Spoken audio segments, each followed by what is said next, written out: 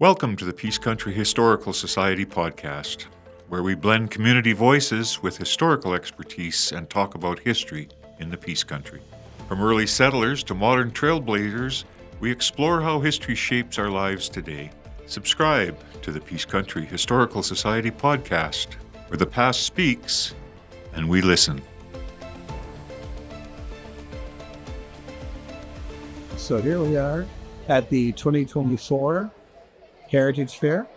We have public school students from across Grande Prairie here to carry on with the content of our fourth broadcast, which involves the social studies orientation that we're culturing here, and the work is led by a very highly motivated teacher who's known to many of the teachers here as well as some of the students, Sue Thompson.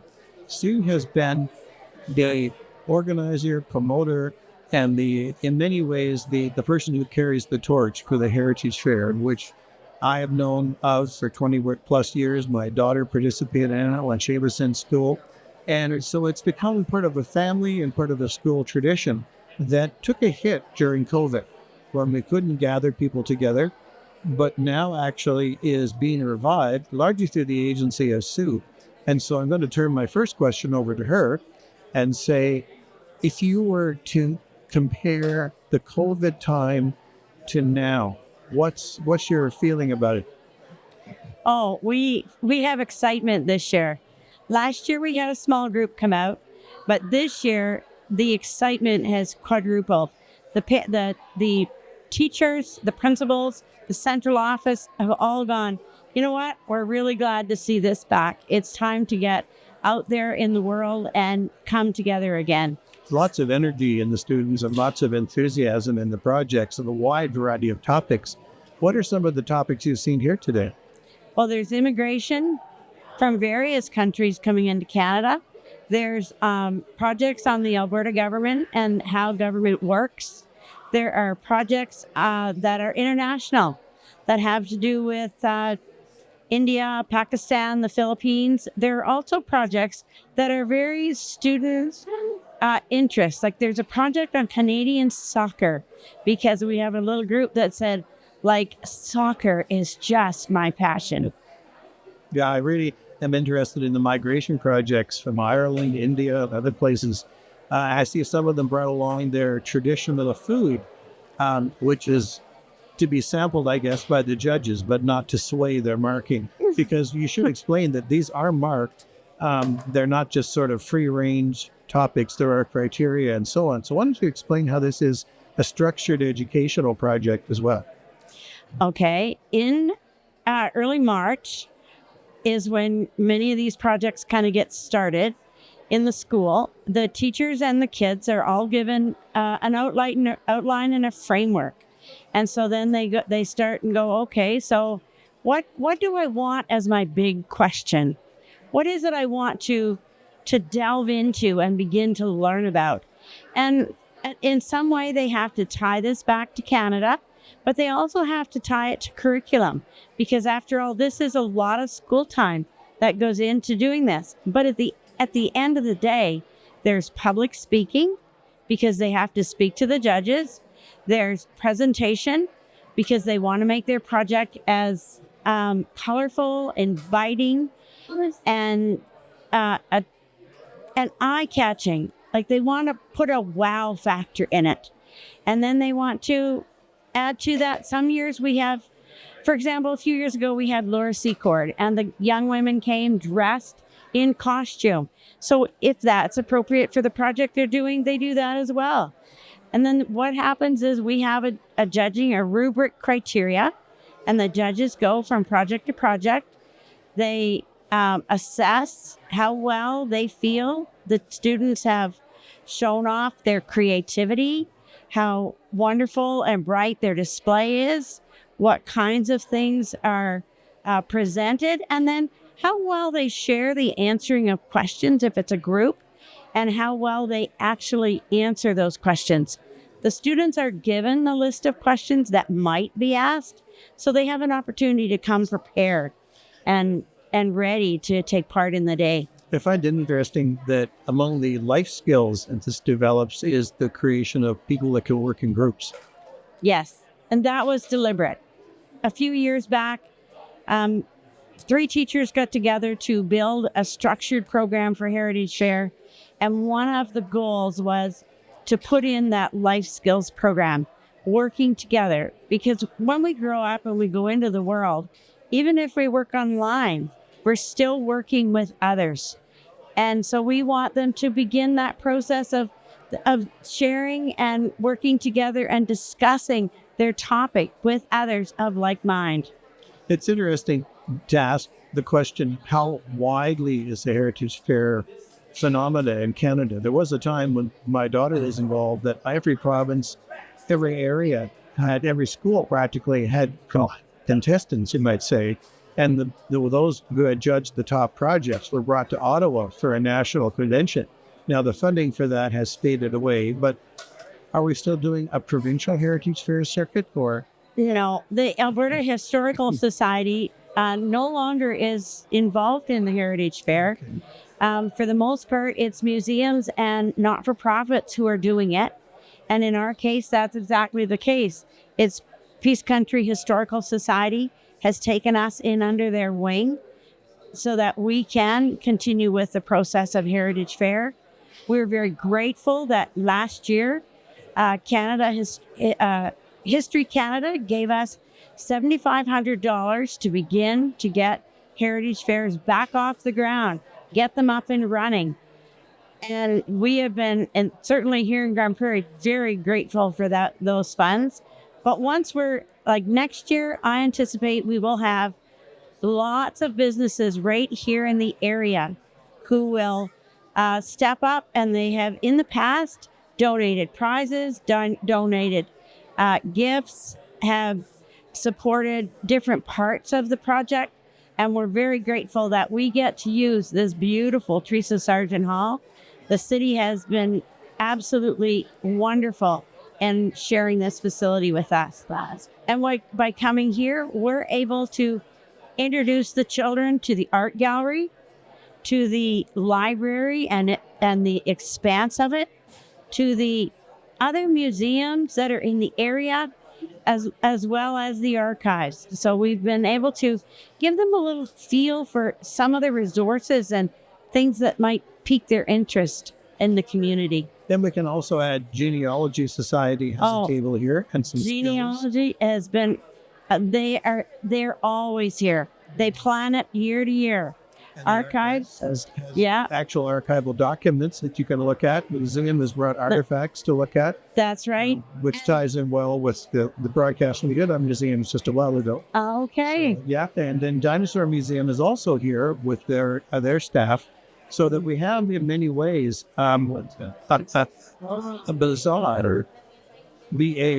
bazaar, marketplace, contacts to the wider community, and the people story and the prehistoric story as well. And this year we have 2 archaeologists, because we have them here sharing with the kids the Bezanson dig. Bezanson is not far from Grande Prairie, and they've been doing some archaeological digging there, and so they've brought some artifacts and are sharing the story of the old Bezanson town site. Yes, a century ago. And how it began as a kind of a booster community, and then it faded away as the World War I and the railway changed its route. But they also, as archaeologists, work in Belize with brand new communities that were founded by the Maya 1,000 years ago. So you have comparisons with when you go to a new land or a new place, whether it's 1,000 years ago or 100 years ago, often people bring the same sort of things, right? And establish their same sort of way of making a living. They bring their culture with them as well. So what we have is a continuity that's the human story.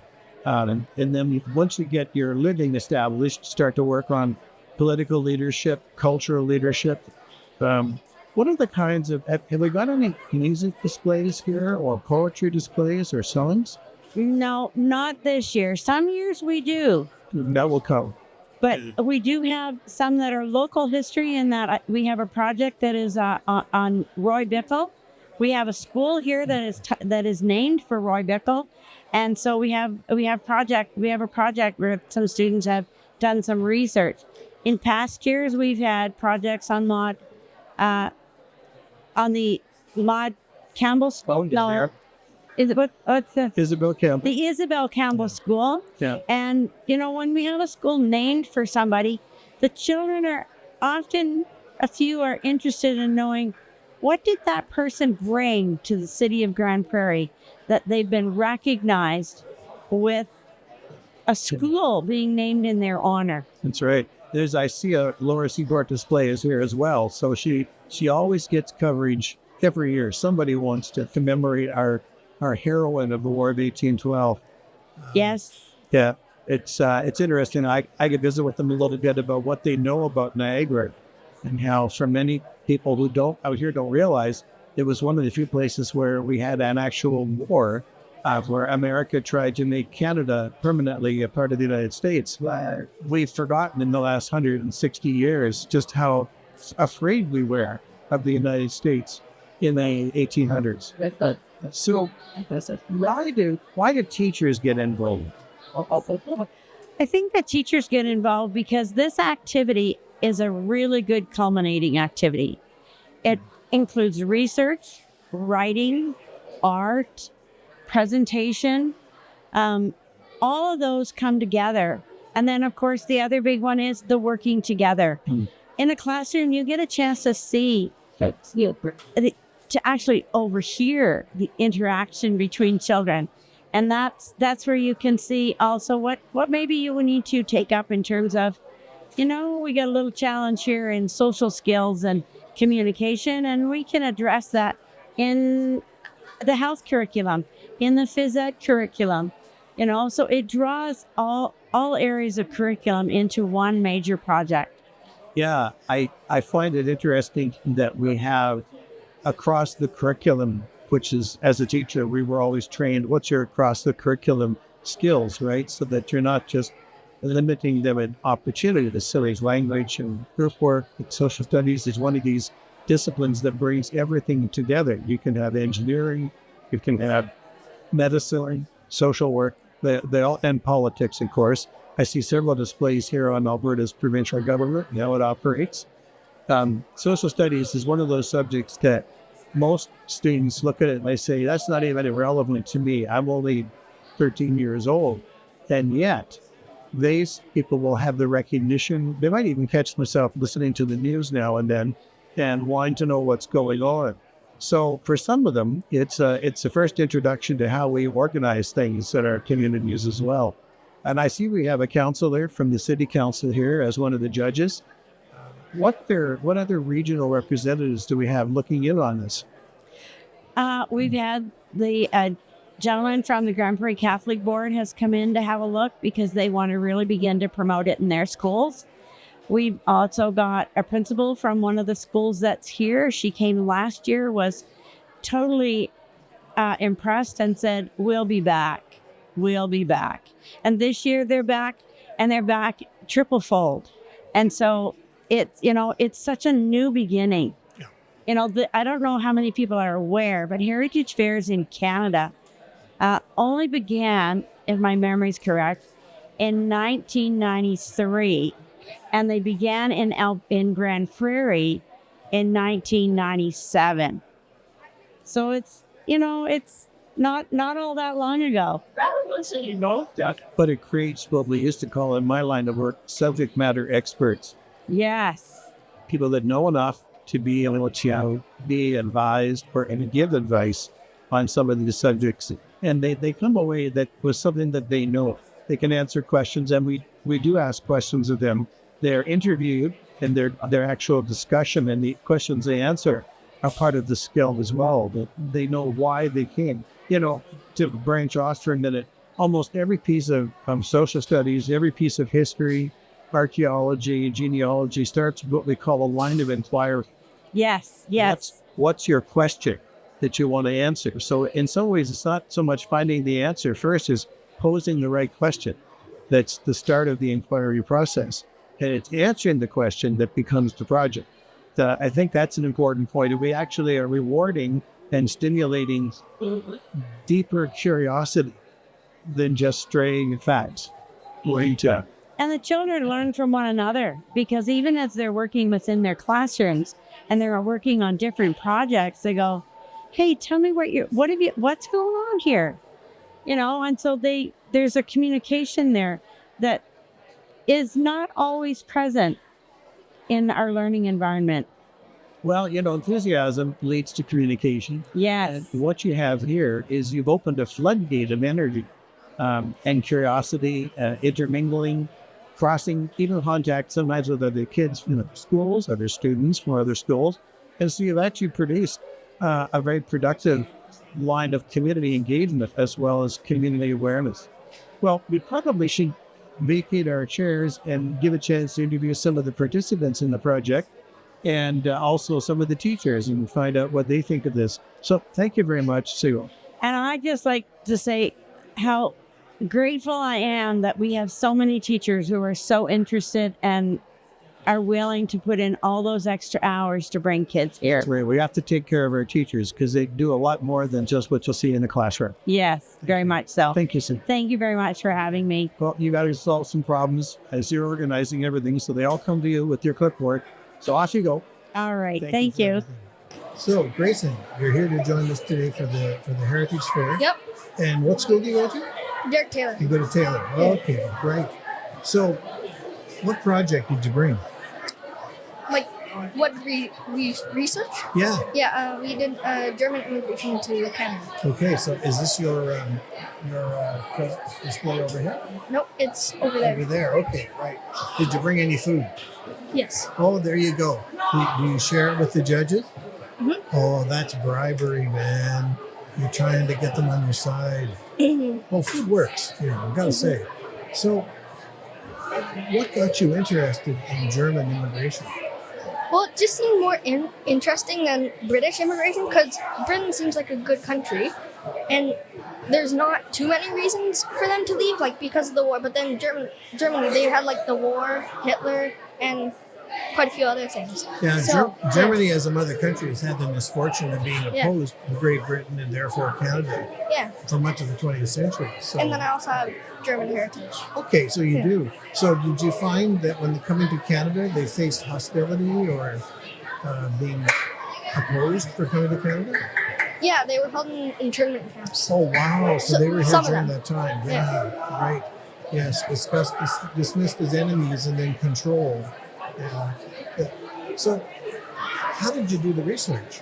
Well, I just looked online and searched what I had to search, but it was hard finding how, like, if the ships were clean sanitized or unsanitized, and like the coffin ships for the Irish. The conditions are really bad for that period. That's right.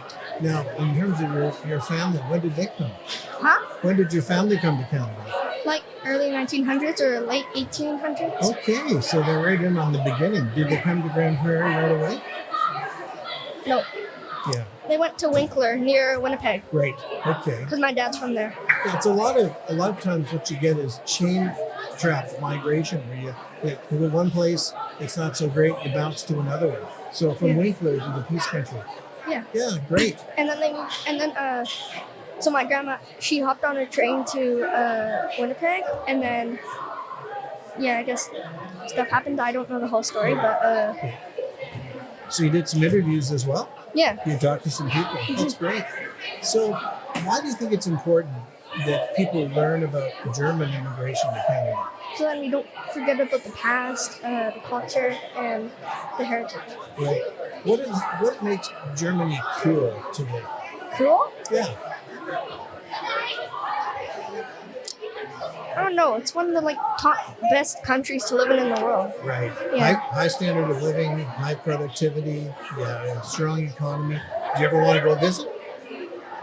Yeah, maybe someday. Yeah. It's great when you can visit a country that you've actually done some research on, because technically you're what we call a subject matter expert on Germany for your grade. So if people come up and ask you a question about Germany, you might be able to give them the right answer. Right Yeah. on. Yeah. So, Grayson, will you do this again, do you think? Like the Heritage Fair? Yeah. Yeah, probably. Okay. Now you're in grade 5? Mm-hmm. Yeah, right. So there's another year yet for sure. Yeah. Well, thank you for coming and for contributing to the fair. And I hope you have a great conference while you're here. So your name tag says your name is Emery. Yeah. Yeah. What name is that? Is it from England or? My parents just liked it. Like, oh, okay. They just picked it out because it sounded good. Yeah. Musical. Yeah. Right. Right. And you go to what school? Derek Taylor. Okay. So are you in grade 5? I'm in grade 6, but I'm in a 5-6 split. Okay. So did you do government or immigration? I did provincial government. Good for you. Now, most people I know in grade 6 don't think government's very important. Why did you do it for a topic? So it was like a teacher gave it to us, but it was actually really fun to learn about. Good. The structure and the responsibilities were the most fun. Well, I'm glad to hear that. That's important right now because it's true that many people don't even think about learning about their government till they're out of high school. Yeah. And yet it's good to know even now to keep track of how things go. Yeah. So how did you do your research? So we researched online, like we used Wikipedia and all that, and we used some knowledge, but most of it was on Google. Okay, and so now when you listen to the news, you can figure out what's going on? Yeah. Good. Do you listen to the news? Yeah. Good for you. Okay. Once again, more people are interested in what's on the net to play for games than learning about the news. Yeah. So good for you. So if someone said, what's cool about learning about government, what would you say? Probably the structure and responsibilities. Okay. So you know that there are some areas that people have responsibility for and other areas nobody should touch? Yeah. Right. So I should ask you a serious analytical question now about who should have the most power, Ottawa or Edmonton? Edmonton. Oh, really? Okay. Why? I don't know. I just like Edmonton. Okay. So you think somehow it's better that Edmonton should be really running the province Yeah. and there shouldn't be anybody telling us what to do from Ottawa? No. Oh, you really fit well then to the Alberta of today, right? So would you encourage other students to look at government? Yeah. Okay. So I'm thinking then that it sounds like you might want to be a teacher someday. Yeah, a teacher or like a lawyer or something Oh, like good that. for you. Well, you're making a very good start. Well, thank you for coming, Emery. This is Thank you great. for having me. I'm glad to hear about your interest.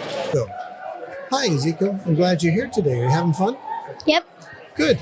So you're from Derek Taylor. Yep. Where there are a lot of students here from Derek Taylor, aren't there? Mm-hmm. Yeah. Who was the teacher that got you onto this project? Miss Dolan? Okay. Or, wait, Miss Barrett. Yeah, Miss Barrett. Sorry. Okay, good for you. Well, that's good. I'm glad you remembered. So your topic is My topic is the German immigrants. German immigrants. Okay. So why the German immigrants? Because it has lots of history of wars, and I also picked German because they create lots of pretzels, and I like pretzels. Okay. So the builder part of it was important too. Yep. Yeah. Right. So did you interview anybody or did you go to books and online sources?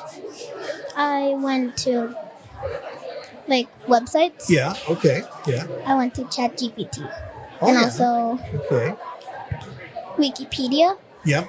Yeah. And I think that's all. Okay. Well, that gives you lots of information, doesn't it? Mm-hmm. Yeah. So did you bring any food? Yep. Oh, you did. What did you bring? I bring ruffles. I forgot what it's called. I bring goldfish. Okay. And I bring a granola bar. Okay. And because they were German foods or because you wanted to make the judges be your friends? Yeah. Yeah. Oh, Right. Caleb brought some. One of my group members brought some German candies. Awesome. Yes. Yes. Candies are a good thing, especially for judges, who are hungry all the time. So, will you do this again? Yeah. Yeah? You're in grade 5 this year? Yep. Yeah. So you could do another year if you wanted. Okay. Yeah. So what would you look at next? What would I look at next? Next topic. Yeah. Have you thought about next year? Next year, I think I will do French. French. Good idea. Yes. Yeah, that's a good idea. Yeah, look at all the different people that built Canada by living in one place. Yeah, but wait, I'm not sure if I'm gonna do French because there's a lot of countries I want to do, like Russia, Philippines, and yeah. Yeah, exactly. So you want to travel to some of these places? Yeah, definitely. No, good for you. I want to travel to Paris. Oh, okay. So France would make a good project because Yep. that's the capital. Okay. Well, thank you, Ezekiel, for being here. It's good to have you being willing to come on with us and talk about your project. And I hope that you have a great conference looking at the other things that we have here for you. Okay. All the best. Yep. Thank you. Yeah. From what school? Derek Taylor, Okay. What grade are you in? 6. 6. So you're doing the government project? Yeah, Alberta's provincial government. Okay. What got you interested in that? Probably because it was on our PATs and because it's super important for us to know because when we're older and we have to vote so that we can make better choices for our provinces. Right. It's good to know that you have choices. In some countries, those choices are being taken away right now. So good. So what would you say was the coolest part of that for you? Probably the structure provincial government. Okay. Tell me a bit about that structure. So the image I got from the internet was like it had 3 sections. One was executive, judicial, and legislative. Yeah. Right on. Good for you. And then for legislative, there's a legislative assembly. For executive, there's a sovereign, His Majesty Charles III. And then there's Lieutenant Governor Salma Lakhani. And there's Premier Danielle Smith. And then there's cabinet ministers and the MLA, which is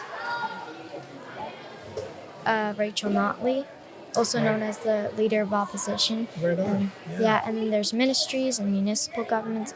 And for judicial, there's like the Court of Appeal, and then there's Provincial Court, and then the Court of Queen's Bench. Good for you. Well, the interesting thing about that, I guess, is power concentrated in one place? Yeah, is it?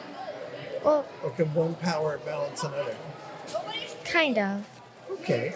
So if legislature makes a law that is illegal, judiciary can say, Yeah. right. And also, I also learned that Salma Lakhani, as a lieutenant governor, grants royal assent to the bills that are being made. Yeah, it's very different because we still have a monarch who gives assent, but doesn't actually make the laws herself or himself. It's an interesting story of how that happened, but a lot of our history was actually our forefathers and mothers putting a lot of work into making sure that too much power not got into one branch or another. So that three powers is a very ancient but a very effective way of organizing government. Yeah. So do you see yourself getting involved in government? Well, not really, since I'm only 11, but I do, if my parents were Canadian citizens, I would tell them, oh, well, I recommend this one to vote for because of this and this and this. Exactly. Yeah, to influence their decision. So your parents are fairly new to this country? Mm-hmm. Yeah. Are they thinking of settling down and staying in Canada? Or? Yeah. We moved a couple years ago, but we're still it takes settling. time. Yeah, right. Well, that's good. I mean, it's good to know that there is some communication. Maybe you can even help explain aspects of our Constitution that are a bit strange and unfamiliar. Was India your home? Yeah, but I moved around the world a lot. Oh, wow. Okay. Interesting life. Indeed. So, I guess if I were to think of other questions to ask, would you do this again? Probably yes, but a bit different side of the topic. Okay. Yeah. Tell me about a different side. Have you got one in mind? So we had only 2 weeks to do this, since it was a bit late, I'd say, but I'd maybe focus a bit on maybe adding more people, because I only focused on the main people that are involved, but there's lots of people that work in the government, in provincial government, that make everything happen. Yeah, it's a big cabinet with a lot of responsibilities. Right. Yeah. Great. Well, thank you for coming. You're welcome. I'm really glad to have you come, and if you've enjoyed yourself here, you think you'll come again? Yeah, definitely. Okay, good. Well, I'll look forward to your input in the future, here or wherever else you go. Thank you for coming. Have a good time. So, Landon, welcome to the Heritage Fair. What school are you from? Derek Taylor. Okay, Derek Taylor has a strong representation here. Who got you involved or interested in the project? So actually what happened was my teacher, they got us into this social studies project, and they told us to start building a project about how other countries migrated across Canada. Cool. And why the reasons were. So what country were you focusing on? Scotland. Okay. Scottish migration. Now, you know I'm Scottish background too, right? I didn't. Oh, well, that's all right. The name gives it away, but that's interesting. Now, why did you pick Scotland? Actually, we had a little notepad, and we would write what we wanted to do, like the most, and what we wanted to do the second most. And then the third one is what we would do if we didn't get any other choices for the rest. Right. So then I put Scotland at the top, and I got chosen with a partner to do that. Great. You got your first choice. Yeah. Now, why Scotland? Because I was just interested in to know more about Scotland. That's right. Right. From movies or radio or music or family or... Just, I wanted to know more. Oh, I thought it was cool. Yeah, why is Scotland cool? What's cool about Scotland? I like their instruments, the bagpipe and the Loch Ness Monster. Yep. Okay. I like that. Okay. So romantic stuff, music and monsters and cool. Okay, now, if you were going to sort of talk to your friends about Scotland, what would you tell them is the most important things to tell them? So I would probably say why they wanted to move to Canada is because in 1759 they had a potato famine, the Great Irish Famine, that made them move to Canada. That affected Scotland too. You're right. There's a lot of Scots lost their potato crops. Yeah. And that went on for a long time. In fact, my family, before they came to Canada, lost their potato crop in the 1850s even. And so they had to find another way to make a living, and they couldn't. So they came to Canada, Yeah, there's another reason why. Yeah. You better prospects, better way to make a living. Yeah, right. So, do you want to go there sometime? Might. Yeah, might travel to Scotland? Yeah, I might want to see some of it. Yeah. It's not too hard to get to Loch Ness, if you want to go look for the monster. Yeah, I guess so, yeah. What else would you like to see in Scotland? The castles. Yes. It's really interesting that Scotland has probably 1,000 castles, and probably 150 of them are really big. Yeah, they are really big. I saw pictures. Yeah, I spent a year there, and I couldn't get to all of them in that 1 year. So, why so many castles? I actually don't know why. I never searched up the reason why. I just don't know. Well, when you think of what a castle is, it's a place to protect you and your stuff from other people. And there were lots of wars and raids and battles back and forth. Scotland was one of the most fought over places in Europe. Not so much because it was rich, but because it was the King of England wanted to complete his rule and wanted to make sure the Scots were under his control.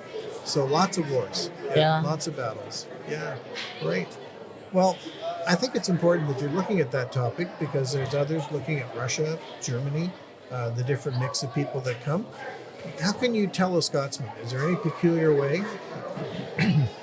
Tell them about Scotland? Well, you could, and see how they react. That's right. If they all go, hooray! What about picking one out? Is there anything peculiar about their names or their way of telling jokes or you said bagpipes, so you can tell there's one kind of music in Scotland. Actually, if you meet people with the name Mick or Mac, that's an old Scottish form of name. It's used in Ireland too. But MacDonald or for some of your hockey players with Mick or Mac, they usually have a Scottish ancestor. So, yeah. What's your last name? Lakish. Lakish. Okay. Yeah. Where are they from? I actually got it from my grandpa because he came from Austria. Right. Good. Okay. Well, remember that because names are a story. And if you find the story of your family and their name, you're actually learning the social studies of why they came. Yeah. Obviously, they thought Canada was a good deal. Yeah. Well, thank you for coming. Great You're to hear welcome. about your project. I'll make sure I go by and have a good look. Yeah. As I wander by, I hear the bagpipes in my background, my imagination. Okay, thank you. Have You're a good welcome. conference. Okay, well, it's nice to meet you, Jordan. Glad you're here today. Now, you're from Roy Bickle School. Yep, Now, what grade are you in? 7. 7. Okay, and your topic was Wendigo. Wendigo. Oh, wow, a lot of power in that interview. How did you do your research? I used a computer in school. I searched up Wendigo. There was a lot of articles on it, so I had to pick 2, Yeah. and it was pretty good to actually learn about it. So, did you pick them because they were long articles or short articles? How did you pick the 2?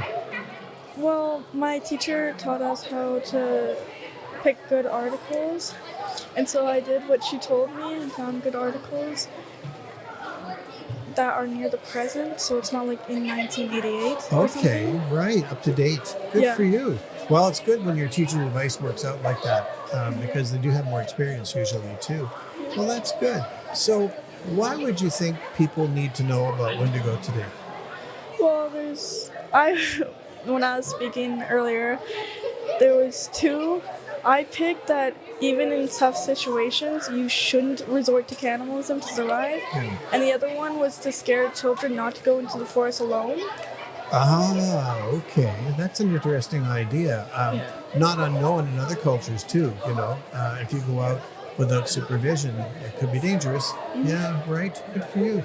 So, would you say that this would attract you to doing more studies in mythology or history or stories of magic or whatever?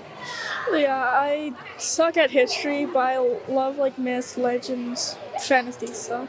So if you could somehow say, okay, history is a story too, would that help you get more interested in it?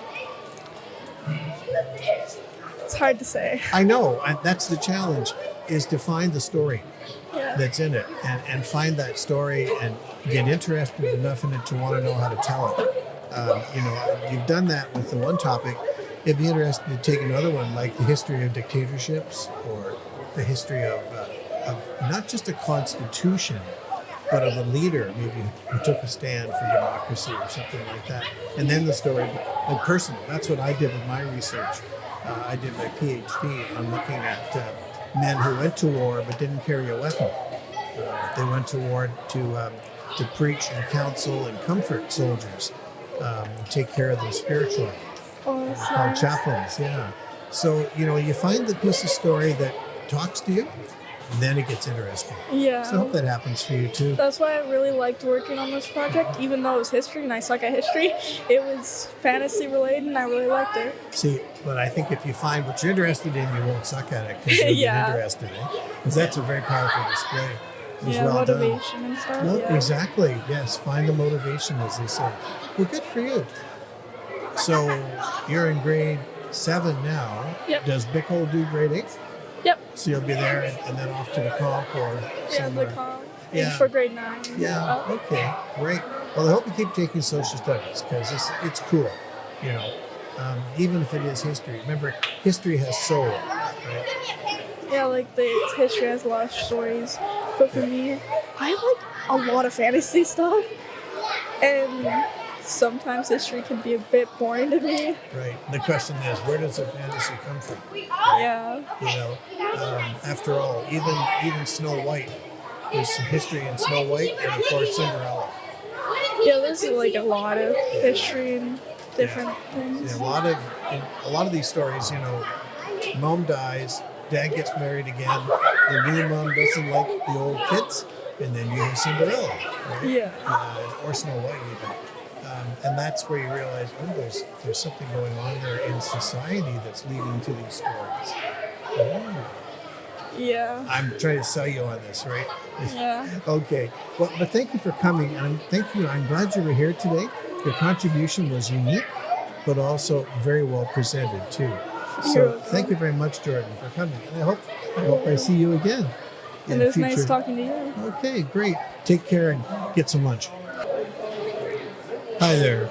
So now we have a teacher here to talk a bit about her experience and how she feels this matters so much. So your name is Jennifer. Yes. Tell me the rest. Yeah, I'm Jennifer Petoskey, and I teach grade 5-6 at Derek Taylor Public School here in Grande Prairie. So you have both social studies, government, and social studies migration to Canada. Yeah, that's right. The grade 5s in my room worked on immigration to Canada, and then the 6s were provincial government. Okay, so the question I have for a teacher, of course, is a little different, and yet it's somehow related. What triggered all this enthusiasm I see here? Oh, wow. Well, part of the new curriculum is actually presenting an oral language as a base for learning. So being able to present and have loud voice, clarity, confidence with adults is a huge part of what we're teaching the students today. So being able to come here and present their work is really just building their confidence. That's great. Yeah. What would you say engages their curiosity the most? Definitely making connections. So before we did this project, we worked on a family tree project for the grade 5s, and they found out a little bit about their history and their ancestry, which led them into being able to have inquiry questions about immigration to Canada. Right, so they formulate what we call a line of inquiry. Yes. And then the answer is your project. Yes, that's right. It's amazing how that has to be reinforced at almost every level of research. As people sort of expect the topic to drop out of the sky on them, you know? Yeah, that's right. And really creating that self-interest allows them to dig deeper into their own history, as well as what different cultures are in Canada and how they affect Canada now, and just to appreciate the multiculturalism here. Yes. Now, what about the government component for the grade 6s? Yeah, definitely. And the government has to do with our focus is democracy. So how people rule here in Canada. And it ties into grade 5 because all immigrants to Canada can become Canadian citizens and can have the opportunity to vote in our democratic society. So just talking about equality and fairness among all Canadians. It's one of the things that I'm fascinated in is how often people come because of poor economic circumstances at home. But why do they come? Because they want to be in a place where they matter. Where they can make a difference. That's right. And so the grade 6 is really focused on how all people matter in Canada and can be represented within our provincial government as well as our municipal government. So how closely do you have to supervise the students? The students definitely go through a very guided research process. They filled out a journal. They were taught how to take notes and then redirect those notes into paragraphs of their own. They use technology, including Google Slides, to create their paragraphs and insert videos as well as images to print off for their poster boards. Good. So there's technology mastery and communication in many different ways. Definitely. And we also talk a lot about using sources, using a variety of sources as well as ethical sources, and they recorded all of that information on their bibliography. Now, what's an ethical source?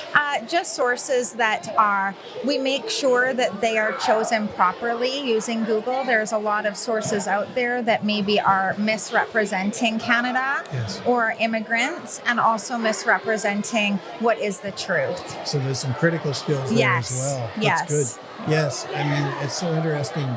At every level, including the years I taught at the college, you had to ask them the question, how do you know that the web page or whatever they're examining meets the criteria? That's right. Yeah, because it's one thing to have an opinion. Yeah. Good for you. That's right. Are other teachers showing an interest in this now? Yes, for sure. Last year, I was actually the only teacher in Grande Prairie who participated in the Heritage Fair. This year, I have 2 co-teachers at Derek Taylor School participating, and we also have Roy Bickle here with the class. So it's very exciting that it's growing. Thank you very much for being here, Sean. Thanks for having me. Sean, you and your partner Megan bring some real skills that are not well known here. When I think of my time as a student, archaeology was this very obscure, special thing that you didn't learn anything about or were allowed to learn anything about till you were in university. I mean, we bank on that. The mystery is all. Yeah, but it starts now. I mean, I was one of the few students who read National Geographic, and they always had an archaeology feature, which drew me in. Tell me about your work here. Well, so we've been working out at the old Bezanson town site now for, 3 seasons, and it's been largely about trying to understand something of the archaeological or the unwritten past of the region. We are professional archaeologists, both Megan and I, and we've been doing this for a long time. We've been doing it in other places. But when we moved here, we decided, well, we'll get something going in this area. And so lots of opportunities to do this in lots of places. As you know, there's the archaeological potential in this area is fantastic. Bezanson ended up jumping out at us simply because it was accessible. And then it already has a community of people that are interested in it. And the whole point of the project is to get people involved in archaeology, to learn how to do it, and to get them to see that they can help kind of uncover the past. So find a site that's sort of a magnet and it brings interest. And if you dig it, they will come. Yeah. I mean, I think that's exactly. There you go. How are the students here reacting to your work? Good. I mean, archaeology is inherently, I think, attractive to especially to kids because of the materiality of it. Like, there's things we've got on our display over there. We've got some of the objects that we've been finding, and the kids can pick it up and they can manipulate it, right? And we've got some things that they seem to be more drawn to than others. Like, for whatever reason, I mean, I guess it makes sense. The toy, we've got a little cast iron fire or ladder wagon. That's one of the first things that they pick up. The coin, we've got a little 1910 5-cent piece, silver 5-cent piece. That gets picked up immediately. Weirdly enough, the sardine tin with the key is still in it. They seem to be drawn to it. But no, I think it's good. And then questions follow from that. So what would you say is the dominant question? Well, first off, where are the dinosaurs? Down the hall. Yeah, so we point them a couple tables down. But after that, it's just who? Like, who is this? Like, why? And that's kind of neat because it's them. That is who. It's not that old a site. Right? It's only 100 years old. Yeah. If you're from this area, odds are you knew somebody that lived there, or remembers somebody that lived there, or it's the recent past. So have you gotten to an area pre-settlement in your digging? Yes, we have, as you all know. Yeah, nice. That was a good lead. So prior to the settler town site, we have some evidence of a fur trade era presence. The nature of that, I mean, we've got a musket ball and an expended gun flint, right? Yep. Not much in terms of data. Two trade goods, yeah. Yeah. And then we also have significantly more deeply buried than anything else. We've also found a number of just lithic artifacts, so stone tools. Yeah.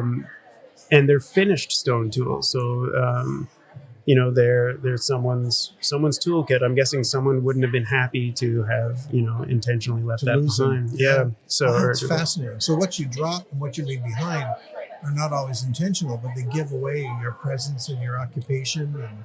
Well, it might also suggest that people were, it's not just a place that people were moving through. I mean, it may be that someone had been there for a while. It takes time to lose things sometimes, right? Yeah, that's true. Yes, yes. And so you've got a possible occupation site that goes back a long way too. Potentially, right? And we don't have any dates on it, but it's above glacial material and it's well below the settler period stuff. So fascinating. Potentially old. Yeah, yeah. Well, I have this mental picture of an Indigenous boy traveling along with his family saying, "Are we there yet?" And then dropping something or whatever, But this idea that it takes time to lose something is really worth thinking about, because it can often take twice as long to find it again, which is why it tends to be left behind. Right? Yeah. But yeah, I mean, when you ask yourself the question, why are people here? How would you answer that? I mean, I would say people are here for the same reason they've always been here, right? I mean, it's this is a land of opportunity. Yes. Right. Okay. And it doesn't matter who you are. There's opportunity. That's a good answer. People come here as hopeful travelers, right? They're looking for a better place and hoping that it'll be better than where they left, or where they'll go back maybe when the seasons change. But not everybody stayed in one place for a long time. No, although, I mean, there's also no reason to think that people were always on the move, right? Like, I mean, if you take the Bezanson town site, for instance, right, that the location of the town site, it's a nice sheltered terrace. It would have had, access to transportation routes. It had access to fishing. It had access to hunting. It has access to, plants and stuff like this that you could use as medicinal plants, but also for your shelter. Right. Like, I mean, we don't have evidence of a long-term habitation site there, pre-settler, yet. Yes. But we've only just started working at the site too. And it's a good spot. It was a good spot for settler peoples. It was a good spot for Indigenous peoples. It's fascinating because it means that certain places, even up here in the Peace, that we haven't even found yet, were places of choice that people settled into and stayed for generations, perhaps as well. Do you think you could sit and look at a piece of geography and point out this is where I would start digging, or this is where I think people would live, or is it still guesswork? You know what? I don't even know if it's guesswork anymore. I think it. So we used to say, like, the trick, right, when you're trying to find a site is you go, well, where would I want to say camp? And then you go, well, you want to be up on a hill, so that you're not getting your feet wet when it rains, and you want to be close to water, and you want to be a little sheltered, maybe a place with a nice view, like all those things that we think about when we go to decide to camp somewhere. And we would go, well, those are the same kind of things that people in the past would look for. And you'd go there, and a lot of times you find stuff, right? That's where you find sites. But that actually led to us only looking in those places. and so it tends to kind of build a little bit of a bias towards. But it turns out that, so for instance, our friend Greg, who's a local archaeologist as well, Greg Quitchin, Taiga Consulting. Anyways, there you go. But Greg's been doing a lot of work south of here in the forestry areas, and just randomly as part of his survey work, he's been putting in test pits and stuff like this in places that you would never think, not in a million years would you ever go, yes, there's going to be a site here. And he finds sites all over the places, right? In the in-between places. And sometimes significant sites, like large, which probably suggests we need to be looking into places we don't suspect as well. Because you're right. Your research field is 10,000 years old. Yeah. People have lots of reasons for being in different places at different times. A lot of people, that's right. Because some of the places, I suppose, were impossible to live in at one time, but were, as a result, perfect later on. Yeah, I'm sure, yeah. And I mean, also, we don't have a really good idea of how densely settled the landscape was. We don't have a really good sense of, the absolute numbers of people in the deep past, right? And so I think we just need to be aware that we don't know as much as we think we did. The ongoing mission. Exactly, which is good for job security. No kidding. Well, as long as there's money. But I think it sounds like you've got, geography, surveying, hydrology, some engineering, much less the people lifestyle and life skills in biology as well, climatology as well. So it's a skill that you could obviously sell as a universal skill that brings a lot of disciplines together.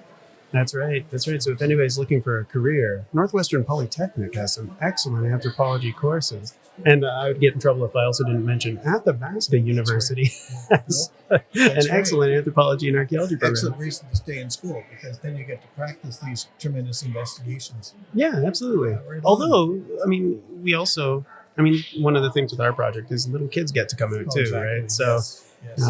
You were up there with your grandson. That's right. Yeah. Okay, well, thank you for coming, Sean, and looking forward to hearing more from you over the years as you discover things. Now, if you discover any living megafauna, if you find a mastodon here and there, whatever, let us know. Yeah, okay, yeah. We'd like to interview them. All right, sounds good. Okay, thank you, Sean. All the best. Have a good conference. So, Jackson, tell me about yourself and why you're here. So I'm the collection manager and the head technician at the Philip J. Currie Dinosaur Museum. So I'm in charge of cleaning the fossils, cataloging, organizing, all that kind of stuff. And we are big proponents of outreach. So every opportunity we can, we come out here and we bring real fossils and we bring experiences to kids, the public, and try and encourage them to get out to the museum, obviously, but just like get out and explore nature is another big part of that. Right. We bring real fossils to bring that real experience. Are we a fossil-rich area? Oh, of course. It's not as well known as like places like Dinosaur Provincial Park and Drumheller and things like that, where you can find fossils everywhere. But we have as many fossils up in northern Alberta as they do down there. A little harder to find because we have trees, but it's incredibly fossil rich. Fascinating. So you brought a piece along. This is what the students today are glomming onto is the artifact. Give us a tour of this bone. So the bone that we have in front of us is what's called a humerus. So it's an upper arm bone of a Pachyrhinosaurus leucosti, which is a cousin of Triceratops, an animal like that. This bone is from a site that's 72 million years old. And this is actually a juvenile animal. So it's a really important fossil site because we have adult animals as well as babies. So everything from the size of a German Shepherd up into bison-sized animals. And this one's kind of a middling range, like a teenager kind of idea. Okay. But having that whole range of young to old, so we really have a good understanding of how this dinosaur grew. And the humerus, so the upper arm bone, is one of the most common fossils for the younger animals that we find, which is kind of weird, but also kind of interesting. Yeah, I suppose you could say that the humerus maybe didn't have as much meat on it to attract carnivores. Yeah. It's also a fairly robust and chunky bone, so they tend to fossilize pretty well. Right. Oh, that's neat. So you'd say that that's really what's happening here today at the Heritage Fair? Students glomming on? Yeah, of course. They glommed on that. There was people coming over to are these real? I was yeah, of course they are. These, and like I was saying earlier, we love that real experience because going to a museum, you see a fossil, a cast, or a skeleton in a mount, but any real fossils are behind glass, so you can't touch them. But bringing the fossils here allows people to touch them and have that experience with them. So it really, especially for younger kids, it really it's that unique experience. Does it produce a lot of wear and tear on your examples? No, the fossils that we have are pretty sturdy. They don't wear down a lot.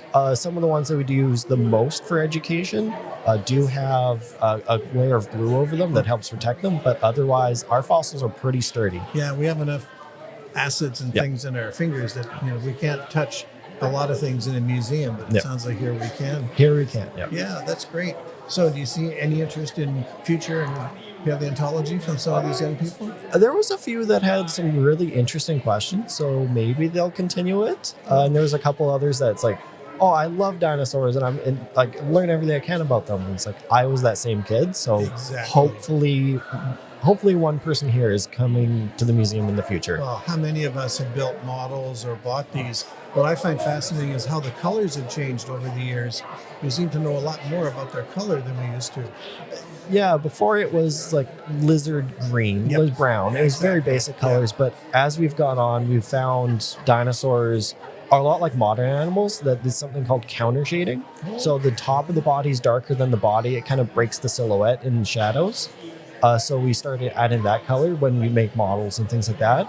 But there are dinosaurs that we know the colors of because there's structures that we can find in their feathers and skin. Right. Okay. Well, thank you for coming, Jackson, and helping us understand why young people would want to engage and why you're here to promote this work. Yeah, of course. As part of our awareness of our past. Thank you. You're very welcome. Well, one of the important things we're encouraging students to do here is research, and I'm so glad that we have the Southeast Regional Archives here, represented by yourself and your assistant. This is Jack Wood, who is our archivist, and I want to ask you a couple questions, primarily about, we all sort of know that archives is where you go look up stuff, and records are kept and preserved. How do the students relate to this here today? It's been exciting to see how interested the students are in both the census and also in the old newspapers. I think for a lot of the students going through the paper, especially, it's not just reading a history book where we look retrospectively, but seeing how people were talking about events as they were happening. Especially, we have an issue of the Lake Saskatoon Journal from 1917. Oh, right. Yeah, and you can see people talking about how they felt Canada's role in the First World War, how that was kind of considered at the time. And the old advertisements as well. It's been, I've been very interested to see how the students respond to those, because the idea of advertising was so different then. Sure was. Yeah. Especially some of the commodities they're advertising too. Yeah, a lot of liver pills. There's one advertisement in that same issue that just says coal. Advertising's a lot more upfront. Yes. Back then. Not too much. Yeah. To the point. No manipulation per se. Yeah, not much anyway. So, are you finding that they would like to come and maybe someday come and do some digging themselves or read some of this stuff in the archives? Yeah. We've talked to a couple of the students who sort of connected some of the records they were seeing back to the displays they've designed, or had a particular interest in a particular conflict or a particular period of time. Excellent. And I'm excited to see them in the future coming down, taking a look at the records in our reading room. Which is going to be possible because we're opening the new renovated facility. Tell us a bit about that. Yeah. So we recently made the move. We were once sharing the building with the Grande Prairie Museum, but we've moved over to the Centre 2000. So that's Chamber of Commerce, Tourism Centre, a number of nonprofits. And it's been a great move. It allows us to have a little more space, both to host more people, more students to see records, and also to have more space to preserve those records, to make sure that we can have them available in the future for everybody. We're still finishing up the renovations, but it's been going well, and we are excited to open on May 22nd. Okay, that'll be an event. Yeah. A lot of the local historians and others with their fingers itching to get back at work in there. Well, that's great. Thank you, Jack, for coming and explaining your place here in this, but also your place in the community. And we'll be looking forward to coming and seeing the brand new improved archives after the 22nd. Thanks for being here today. Yeah, no, thank you for having me. All the best. And it's exciting to be an event with so many young people interested in history. Isn't the enthusiasm incredible? Yeah. It is. So, Charles Tawes, here you are from the museum, Grande Prairie Museum. You're active here with a display. What's the display about? I just brought a few things. I brought some pioneer artifacts for the kids to look at. I primarily brought them because they can actually touch them and hold them. Trying to ask them questions, use their analytical skills. I also brought a special item that I have in a glass case, which they can't touch, but I'm trying to get them to guess what it is by asking questions. And some of them are really good. They didn't know what it was when they walked up, but by asking certain questions, they figured it out. Oh, fantastic. And then they get to fill out a little ticket for a draw. There's a little incentive. Good. And of course, it helps that the Genealogy Society has a newer version of what I brought. Oh, that's great. So they can identify one way or the other. Well, some of them have come back from the genealogy table going, I think I know what this is now. Good. So yeah, it's Excellent. interesting. Excellent. So when I think of a museum, I think, well, naturally at a heritage fair, but what are the students here looking at when they see your material, your displays? What are they seeing? Well, they're seeing stuff that's unfamiliar to them that is probably not that unfamiliar to us. Yeah. And they're pioneer items, so some of them are meant to be used on a wood stove, so they are familiar with the more modern version. There's a waffle maker and an iron, so some of them right away can figure that out, and then they go, well, but this is different. Why is it different? It's heavier. It's made out of iron, that type of thing, and then we start talking about how it was used. I love the toaster. Yeah, well, the toaster is a little newer, but most of them have gotten the toaster, even though it looks quite different than a modern one. Well, we had one that we always used when our regular toaster broke down, which was fairly often in those days. Mm-hmm. Our toasters seem to be a little more reliable now than they used to be in the 60s. But I think that's an interesting thing, that the daily life tools, gadgets, are part of experience that they can recover by learning what these things actually did and how they were used. And the idea that cooking over a fire or an iron stove was still critical is fascinating. Well, and then we had one young fellow with his mother, and his mother related how she could remember her grandmother when she was young still cooked on a wood stove. So she remembered the items and was able to explain exactly how they were used. Excellent. So it's nice to see the intergenerational learning as well. Exactly. That's excellent. Yeah. Well, it's really interesting to see the enthusiasm here and the role of deeper learning that people are getting because of the bazaar, I'm calling it, the market here. It's fascinating to see the integration, as you say, of one experience with another. Did they talk about their displays very much with you? Not too much, but I have had a chance to go through and look at them. And I'm actually quite impressed with the breadth of the topics that are covered. I've noticed quite a few on immigration. I'm assuming they're taking that in school, in the curriculum, yeah. But they've picked the different countries. I've asked some of the kids, there's 2 on Scottish immigration. My grandparents were Scottish immigrants, so I was chatting with those kids. And there's one here on the Wendigo, which I found very fascinating. There's residential school with they've got a picture of Charlie Wenjack, whose story is well known now. There's one on Roy Bickle, which, of course, his granddaughter's here today, and his great-granddaughter, I guess, is one of the has a project here. Wow. So it was quite interesting to see. This young fellow had approached the museum when he was doing his research, and I was able to connect him with Roy Bickle's daughter. Excellent. And he interviewed her. So that was quite fascinating. And Roy Bickle, as you know, was quite a big heritage preservationist in this area. And if it wasn't for him, just as one example, if it wasn't for him, we wouldn't have the Hudson's Bay post at the Pioneer Village, which is the only Hudson's Bay post of its kind in the entire province of Alberta. There you go. Yeah. Well, that's why I think it's so interesting now to see how many of them will go from here to the museum, and will they integrate, will they think about that? They'll certainly see your displays there, and they know where the museum is. It's a chance for their social learning to go on further and further. So thank you for coming and supporting it. Oh, my pleasure. Helping to promote it. The thing about this community is that you're never far from the experts. So thank you for being one of ours today. Okay, thank you, Duff. All the best. Thank you for tuning in to the PCHS podcast. If you haven't already, make sure to hit that subscribe button so you are notified when we release new episodes. To learn more about the Peace Country Historical Society, visit our website, pc-hs.ca.